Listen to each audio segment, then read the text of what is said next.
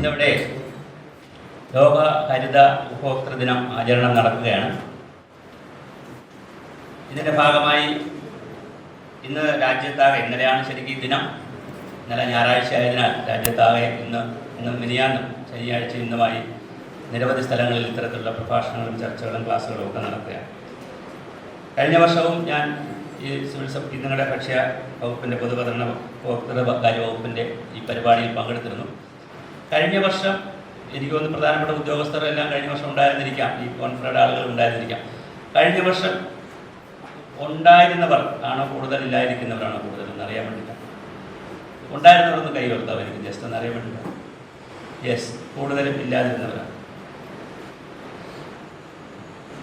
എന്നോട് പറഞ്ഞിരുന്നത്, അന്ന് പറഞ്ഞതും ഇവിടെ വെച്ച് പറഞ്ഞതും ഒക്കെ, ഇപ്പോൾ നേരത്തെ ഹിമ മേഡം പറഞ്ഞതുമൊക്കെ 1 മണിക്കൂർ സംസാരിക്കണമെന്നാണ്. പക്ഷേ എന്തായാലും ഞാൻ 1 മണിക്കൂർ സംസാരിക്കില്ല. നമുക്കെല്ലാം കൂടി പിന്നെ ക്വിസ് കോമ്പറ്റീഷനൊക്കെ ഉണ്ട്. ഫുഡില്ലല്ലോ അല്ലേ? ഫുഡില്ലല്ലോ മേഡം? ഫുഡുണ്ടോ? അപ്പം പിന്നെ കുഴപ്പമില്ല. ഫുഡുണ്ടെങ്കിൽ കുഴപ്പമില്ല. Yes, okay. അപ്പോൾ ഇവിടുത്തെ ചർച്ചകൾ ഞാൻ വന്നപ്പോൾ പലതരത്തിലുള്ള ചർച്ചകൾ ഞാൻ കേൾക്കുകയായിരുന്നു. എല്ലാറ്റിലും അതിൻ്റേതായ അഭിപ്രായമുണ്ട്, അതിൻ്റേതായ ചിന്തകളുണ്ട്. എന്തുകൊണ്ട് ലോക ഹരിത ഉപഭോക്തൃ ദിനം ഭക്ഷ്യ പൊതുവിതരണ ഉപഭോക്തൃകാര്യ വകുപ്പ് ചെയ്യണം എന്നൊരു ചോദ്യം പോലും ഇവിടെ ഉണ്ടായി. 2001 ശരിക്കും പറഞ്ഞാൽ ഇത്തരത്തിലൊരു ചിന്ത രാജ്യത്ത് വരുന്നത്. 2001 20 വർഷം 24 വർഷം കഴിഞ്ഞു. പക്ഷെ ഒരു ചിന്ത രാജ്യത്ത് വന്നാൽ ഒരു ലോകത്ത് തന്നെ ജലദിനം, ഭൗമദിനം, ഇങ്ങനെ ഒരുപാട് കാര്യങ്ങൾ ആചരിക്കാറുണ്ട്. ഐക്യരാഷ്ട്രസഭ പറയുന്നതനുസരിച്ചും ദേശീയ ഗവൺമെൻറ്റുകൾ പറയുന്നതനുസരിച്ചും നാഷണൽ ഗവൺമെൻറ്റുകൾ പറയുന്നതനുസരിച്ച്. പക്ഷെ അത് പറഞ്ഞാൽ ആ വർഷമൊന്നും നടക്കത്തില്ല. കുറേ വർഷങ്ങൾ കൊണ്ടായിരിക്കും ഇതിനൊരു ഡിമാൻഡ് സമൂഹത്തിൽ ഉണ്ടായി വരുന്നത്. അതുകൊണ്ടായിരിക്കാം ഇത് 24 വർഷത്തിലേക്കോ അല്ലെങ്കിൽ 22 വർഷം കഴിയുമ്പോഴാണ് കേരളത്തിലൊക്കെ വളരെ സജീവമായി വരുന്നത്. ലോകത്ത് 2 കാഴ്ചപ്പാടുണ്ട്, വളരെ വ്യക്തമായ 2 കാഴ്ചപ്പാടുണ്ട്. UN ഐക്യരാഷ്ട്രസഭയുടെ പൊതുസഭയിൽ ഡൊണാൾഡ് ട്രംപിന്റെ വളരെ വിശ്വപ്രസിദ്ധമായ പ്രസംഗമുണ്ട്. 2 ദിവസമായിട്ടുള്ളൂ. മിനിയാന്നാണ് അദ്ദേഹം പ്രസംഗിച്ചത്. അദ്ദേഹം പറഞ്ഞത് ഈ ഹരിതവും കാലാവസ്ഥ വ്യതിയാനവും ഒക്കെ ചുമ്മാ പറയുന്നതാണ്, തട്ടിപ്പാണ്, അതിലൊന്നും ഒരു കാര്യമില്ല. കാലാവസ്ഥ വ്യതിയാനം എന്നൊക്കെ പറയുന്നത്, ക്ലൈമാറ്റ് ചേഞ്ച് എന്നൊക്കെ പറയുന്നതിനകത്തൊന്നും ഒരു കാര്യമില്ല. അതൊക്കെ കുറേ ശാസ്ത്രജ്ഞന്മാരുടെയും കുറേ കോർപ്പറേറ്റുകളുടെ ഉടായ്പാണ്, അതിലൊന്നും ഒരു കാര്യമില്ല. ഭൂമിയെ പരമാവധി മാക്സിമം ചൂഷണം ചെയ്യുക, ഫോസിൽ ഇന്ധനങ്ങളൊക്കെ പരമാവധി എടുക്കുക, പരമാവധി വികസിക്കുക എന്നാണ് ഒരു കാഴ്ചപ്പാട്. അതൊരു കാഴ്ചപ്പാടാണ് തീർച്ചയായിട്ടും. പറയുന്നത് അമേരിക്കയുടെ ഡൊണാൾഡ് ട്രംപാണ്. അപ്പോൾ ചെറിയ ആളല്ല പറയുന്നത്, വളരെ വലിയ ആളാണ്. ലോകത്തെ സ്വാധീനിക്കാൻ കഴിയുന്ന, ലോകരാജ്യങ്ങളെ സ്വാധീനിക്കാൻ കഴിയുന്ന, അദ്ദേഹത്തിൻ്റെ ഓരോ വാക്കിനും 10,000 കണക്കിന് ആളുകൾ പറയുന്നതിൻ്റെ വെയിറ്റേജ് കിട്ടുന്നൊരു വ്യക്തിയാണ് ഡൊണാൾഡ് ട്രംപ്. അതിൻ്റെ ശരി തെറ്റുകൾ നമുക്ക് പിന്നെ ചർച്ച ചെയ്യാം. പക്ഷെ പറഞ്ഞു അദ്ദേഹം ഇവിടെ വന്നപ്പോൾ നേരത്തെ സംസാരിച്ചിരുന്ന ഒരു സാർ പറഞ്ഞതായിരുന്നു ഞാൻ കേട്ടു. ജഡ്ജി പറഞ്ഞു, അല്ലെങ്കിൽ ഒരു വക്കീൽ ജഡ്ജി പറഞ്ഞു, കൊച്ചിയിലെ ജഡ്ജി പറഞ്ഞു, ആളുകൾ കൂടുതൽ വാങ്ങിയാലല്ലേ കൺസ്യൂമറിസം നടക്കുകയുള്ളൂ. അപ്പോൾ കൺസ്യൂമറിസം നടന്നാലല്ലേ സമൂഹത്തിൽ മാർക്കറ്റ് ഉണരുകയുള്ളൂ, മാർക്കറ്റ് ഉണർന്നാലല്ലേ സമൂഹത്തിൽ തൊഴിൽ ഒരുപാട് കിട്ടുകയുള്ളൂ. ഇങ്ങനെയുള്ള ചിന്തകളുമുണ്ട്. അതും വേറൊരു ചിന്തയാണ്. ഇത് ഞാൻ പറയുമ്പോൾ IAS-കാരുടെ ഒരു ലേഖന പരമ്പര കഴിഞ്ഞ ദിവസം അവരുടെ ഒരു പുസ്തകത്തിൽ ഒരു ലേഖന പരമ്പര വന്നിട്ടുണ്ട്. ആ ലേഖന പരമ്പര കിട്ടുന്നെങ്കിൽ വായിക്കാൻ, ലേഖനം മൊത്തം വായിച്ചില്ല, അതിൻ്റെ അബ്സ്ട്രാക്റ്റുകൾ പലർന്ന് വന്നത് എനിക്ക് വായിക്കാൻ അവസരം കിട്ടി. അതിൽ ഞാൻ ആരുടെയും പേര് പറയുന്നില്ല. ഒരു IAS-ന്റെ പ്രധാനപ്പെട്ട, കേരളത്തിൽ പ്രവർത്തിച്ച് ഇന്ത്യയിലൊക്കെ പ്രവർത്തിച്ച വളരെ പ്രധാനപ്പെട്ട ഒരു IAS-കാരൻ പറഞ്ഞിട്ടുണ്ട്, കേരളം രക്ഷപ്പെടാത്തത് സോഷ്യലിസം എന്ന ചിന്ത കൊണ്ടുപോകുന്നത് കൊണ്ടാണ്. എൻ്റെ അഭിപ്രായമല്ല കേട്ടോ. സോഷ്യലിസം എന്ന ചിന്ത ഇങ്ങനെ വ്യാപകമായി ഇവിടെ കിടക്കുന്നത് കൊണ്ടാണ് ഇവിടെ സ്വകാര്യ മേഖലയ്ക്കൊന്നും ആവശ്യമായ ഒരു സാധ്യത കിട്ടാത്തത്. അല്ലെങ്കിൽ കുറച്ചുകൂടി മെച്ചപ്പെട്ട് കേരളത്തിന് പോകാമായിരുന്നു. അതിൽ തന്നെ മറ്റൊരു IAS-കാരൻ എഴുതിയിട്ടുള്ള, അദ്ദേഹം കേരളത്തിലെ പ്രധാനപ്പെട്ട സർവീസിലുള്ള ആൾ, അത് എഴുതിയിരിക്കുന്നത് ശമ്പള പരിഷ്കരണവും പെൻഷനും ഇത്രയും കൊടുക്കുന്നത് കൊണ്ടാണ്. ശമ്പള പരിഷ്കരണം ഇപ്പം നടത്തിയിട്ടില്ല, ഇനിയും നടത്തേണ്ടതുണ്ട്. ഇനിയിപ്പോൾ ശമ്പള പരിഷ്കരണമായാലും ഒരുപാട് പെൻഷൻ കൊടുക്കുന്നത് കൊണ്ടാണ് ഇത്രയധികം പ്രതിസന്ധി സംസ്ഥാനത്തിന് വരുന്നത്. ഇങ്ങനെ ഓരോരുത്തരും അവരവരുടെ അഭിപ്രായം എഴുതിയിട്ടുണ്ട്. ഞാൻ പറഞ്ഞത് വ്യത്യസ്ത കാഴ്ചപ്പാടുകളുടേതാണ് ലോകം. ഒരു കാഴ്ചപ്പാടും ശരിയാണെന്നോ ഒരു കാഴ്ചപ്പാടും തെറ്റാണെന്നോ പറയേണ്ട. സമൂഹം ശരിയെടുക്കട്ടെ തെറ്റെടുക്കട്ടെ, അവിടെയാണ് ഞാൻ എൻ്റെ ചിന്ത. ഇനി ഈ ഉപഭോക്തൃ ദിനത്തിലേക്ക് വരാം. ഉപഭോക്താവ് എന്ന് പറയുന്നത് ശരിക്കും പറഞ്ഞാൽ നമ്മളെല്ലാവരും ഒരു തരത്തിലല്ലെങ്കിൽ മറ്റൊരു തരത്തിൽ ഉപഭോക്താവ് തന്നെയാണ്. ഇവിടെ ആരോ ഒരാൾ, ഞാൻ എല്ലാവരും ഇങ്ങനെ പേര് നോട്ട് ചെയ്തൊക്കെ പറഞ്ഞു, 3 മണിക്കൂറോ 2 മണിക്കൂറോ ഒന്നിച്ചിരുന്ന് സംസാരിച്ചത് കൊണ്ട് മാനവരാശി മാറുമോ? 3 മണിക്കൂർ ഇരിക്കേണ്ട കാര്യമില്ല, 3 മിനിറ്റ് പോലും ഇരിക്കേണ്ട കാര്യമില്ല. 1 നിമിഷം കൊണ്ടാണ് മനുഷ്യർ മാറുന്നത്. അങ്ങനെയാണ് മനുഷ്യന്റെ ചിന്ത. 1 നിമിഷം കൊണ്ട് മാറിയ മനുഷ്യരുണ്ട്. ഇന്നലെ ആത്മഹത്യ ശ്രമിക്കുന്നു, പെട്ടെന്ന് വിചാരിക്കുന്നു ആത്മഹത്യ ചെയ്യണ്ട. ജീവിച്ചു കളയാം. ഇന്നലെ പരീക്ഷയ്ക്ക് തോറ്റു, പെട്ടെന്ന് വിചാരിക്കുന്ന പരീക്ഷയ്ക്ക് ജയിച്ചു കളയാം. പിന്നെ ഇരുന്ന് പഠിക്കും. പെട്ടെന്നാണ് നമ്മൾ തീരുമാനങ്ങൾ എടുക്കുക. 13 വയസ്സ് വരെയാണ് ബോധവൽക്കരണത്തിൻ്റെ ക്ലാസ്സുകളായിട്ട് ലോകത്ത് വെച്ചത്. 13 വയസ്സ് കഴിഞ്ഞാൽ പലതും ഉറച്ചു പോകും. മനുഷ്യൻ്റെ ചിന്തയിൽ ഉറച്ചു പോകും. പിന്നെ പ്രയാസമാണിത് മാറ്റിയെടുക്കാൻ. ഈ ബോധത്തിൻ്റെ ഒരു പ്രശ്നമുണ്ട്. ഞാൻ ചെറിയ ഉദാഹരണം പറഞ്ഞു. ഞാൻ പലപ്പോഴും പറഞ്ഞിട്ടുള്ള, ഒരുപക്ഷെ കഴിഞ്ഞ വർഷവും പറഞ്ഞതായിരിക്കും. നിങ്ങളും ഞാനുമൊക്കെ വിവാഹത്തിന് പോകുന്നവരാണ്. നമ്മൾ വിവാഹത്തിന് പോകുമ്പോൾ എത്ര പേര് ഭക്ഷണത്തിന് മുമ്പേ കൈ കഴുകും? കൈ കഴുകുമോ സാറേ? എല്ലാ കല്യാണത്തിനും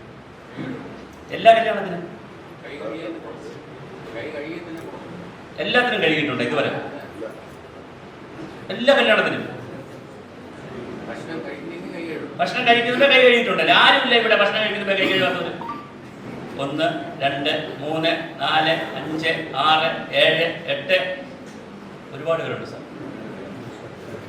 വേണമെങ്കിൽ കൺസ്യൂമർ വകുപ്പിന്റെ കീഴിൽ ഒരു പഠനം നടത്തിക്കോളൂ. കുട്ടികളിവിടെ ഉണ്ടല്ലോ, നാളെ തൊട്ട് നടത്തിക്കോളൂ. കല്യാണത്തിന് പോയാൽ ഭക്ഷണത്തിന് എത്ര പേര് കൈ കഴുകുള്ളൂ? എത്ര പേര് കഴുകും? പകുതിയോ? പകുതി കഴുകുമോ? 1000 പേര് പങ്കെടുത്താൽ എത്ര പേര് കഴുകും? 100 കഴിവില്ല. നിങ്ങൾ അതേ നോക്കിക്കോളൂ. വീട്ടിൽ ഭാര്യ ദോശ ചുട്ടി വെച്ചു. ഞാൻ കാര്യം സ്ത്രീകൾ എന്നോട് ബഹളം ഉണ്ടാക്കരുത്. കാര്യം ഭർത്താക്കന്മാർ ദോശ ഇടേണ്ട കാലമാണ്, ബഹളം ഉണ്ടാക്കരുത്. സ്ത്രീകൾ ആരെങ്കിലും വീട്ടിൽ ദോശ ഇട്ട് വെച്ചു. 2 ദോശ മുകളിലിരിക്കുന്നത് കരിഞ്ഞതാണ്, താഴോട്ടാണ് നല്ലതിരിക്കുന്നത്. പെട്ടെന്ന് ജോലിക്ക് പോകണമെന്നുണ്ടോ, ഇപ്പോൾ കൺസ്യൂമറിലാണ് ജോലി, പെട്ടെന്ന് ജോലിക്ക് രാവിലെ പോകണമെന്നുണ്ടോ ദോശ ഇട്ടവരാണ് കരിഞ്ഞു പോയി. കരിഞ്ഞ ദോശയാണ് കഷ്ടകാലത്തിന് ഫ്രണ്ടിൽ മുകളിലിരിക്കുന്നത്. പിന്നെ ഭർത്താവാണ് ആദ്യം കഴിക്കാൻ വരുന്നത്. ഏത് ദോശ ആദ്യം എടുത്ത് കഴിക്കും?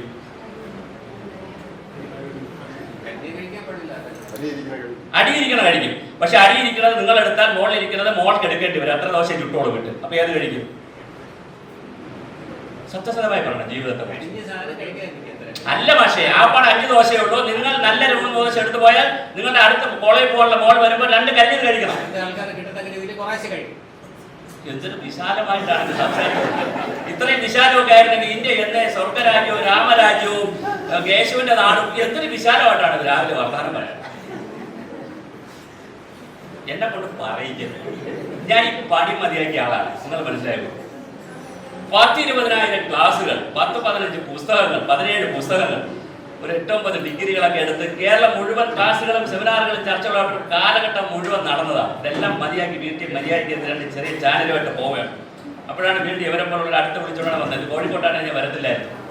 എന്തൊരു മനോഹരമായിട്ടാണ് ചേട്ടാ എന്ന് പറയുന്നത്. ആ കരിഞ്ഞ ദോശ വെച്ച് പങ്കെടുത്ത് വെച്ച് മുറിച്ച് മോൾക്ക് കരിഞ്ഞത്, മോളിന് കരിഞ്ഞത്, അതിന്റെ പങ്ക് വെച്ച് 4 കൊണ്ടുപോകുന്നു. കുറഞ്ഞ് തള്ളി മറിക്കുകയാണ്. വീട്ടിൽ പഴക്കഞ്ഞി കൂടുതൽ കുടിക്കുന്നതാരാ?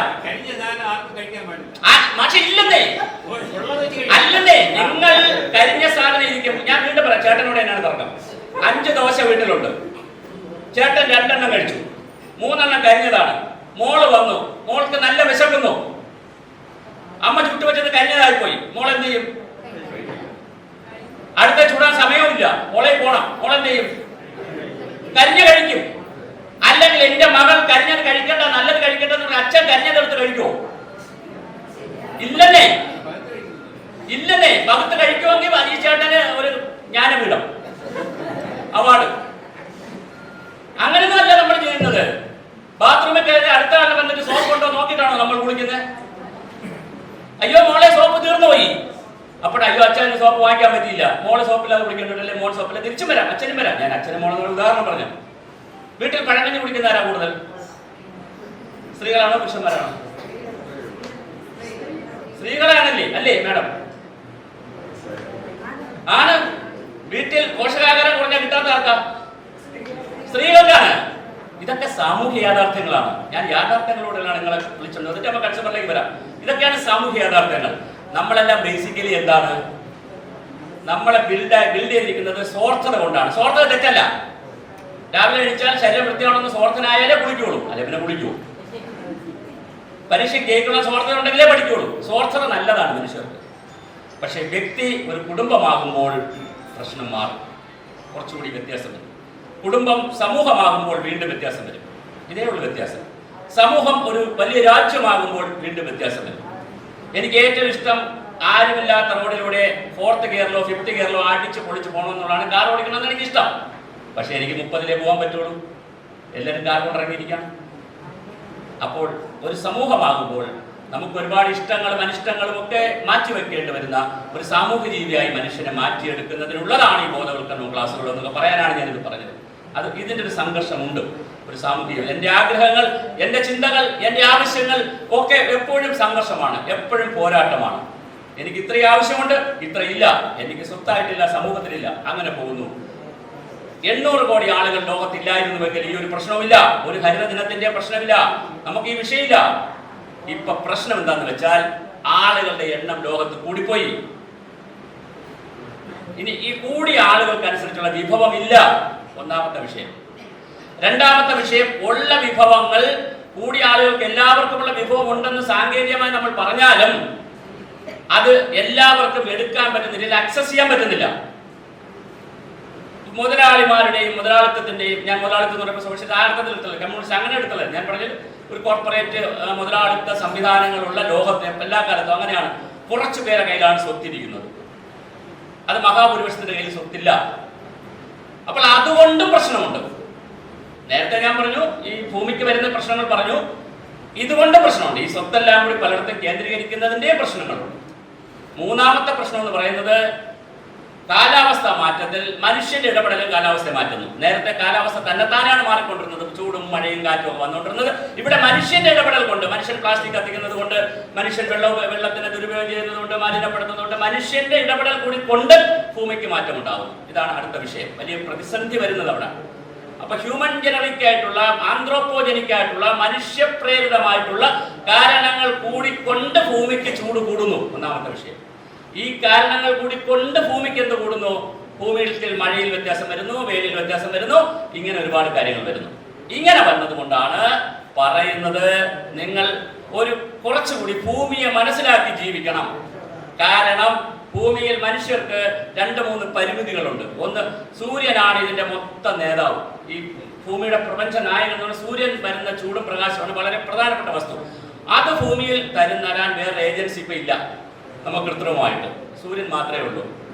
വെള്ളത്തിന് പകരം വെക്കാൻ നമുക്കൊന്നുമില്ല, മണ്ണിന് പകരം വെക്കാൻ നമുക്കൊന്നുമില്ല, ഇങ്ങനെ അടിസ്ഥാന വിഭവങ്ങൾക്ക് പകരം വെക്കാൻ ഒന്നും ഇല്ലാത്തത് കൊണ്ട് മനുഷ്യൻ കേവല ഉപഭോക്താവ് മാത്രമായി, ഒരു കൺസ്യൂമർ മാത്രമായി ചുമ്മാ എടുത്ത് ഇങ്ങനെ കഴിച്ചുകൊണ്ടേ ഇരുന്നാൽ, നോക്കവും നാളത്തേക്ക് ഇല്ലെന്നോ അടുത്ത തലമുറയ്ക്കോ മറ്റുള്ളവർക്കോ ഇല്ലാതെ നമ്മൾ കൺസ്യൂം ചെയ്തുകൊണ്ടിരുന്നാൽ ഇത് തീർന്നു പോകും. ഇതാണ് വിഷയം. നമ്മൾ അങ്ങനെയാണല്ലോ, ഒരുപാട് സമ്പാദിക്കുന്നു. ഞാൻ ആരെയും കുറ്റം പറയുകയല്ല, ഒരു സർക്കാർ ഉദ്യോഗസ്ഥനാണ്, ഒരു പിയൂണായിട്ട് ജോലി കിട്ടിയാലും അയാൾ സമ്പാദിക്കും. അയാളെക്കാൾ വരുമാനമുള്ള ഒരു സാധാരണ തൊഴിലാളി എന്ത് ചെയ്യണമെന്നില്ല, കിട്ടുന്ന പൈസ നല്ലതുപോലെ സമ്പാദിക്കണമെന്നില്ല. നല്ലതായിട്ട് മത്സ്യം മേടിക്കും, നല്ലതായിട്ട് മദ്യപിക്കും. മോശമായിട്ടുള്ളവരാണ് ഞാൻ, മദ്യപാനം മോശം, നല്ല രീതിയിൽ, വേറെ ശല്യമൊന്നുമില്ലല്ലോ. മദ്യപിക്കാൻ പൈസ ഉപയോഗിക്കും, എല്ലാ കാര്യത്തിനും ഉപയോഗിക്കും. അതേസമയം ഒരു പ്യൂണായിട്ടെങ്കിലും ജോലി കിട്ടിയ ആൾ കുറച്ച് മുറുക്കി ഇടിച്ച് ലോൺ എടുത്ത് വളരെ ഭയങ്കരല്ലാതെയായിരിക്കും ജീവിക്കുന്നത്. ഈ വ്യത്യാസമുണ്ട്. ആർത്ഥത്തിലല്ല എടുക്കും, ഞാൻ വേറെ സാങ്കേതികത്തോട്ട് പറഞ്ഞു.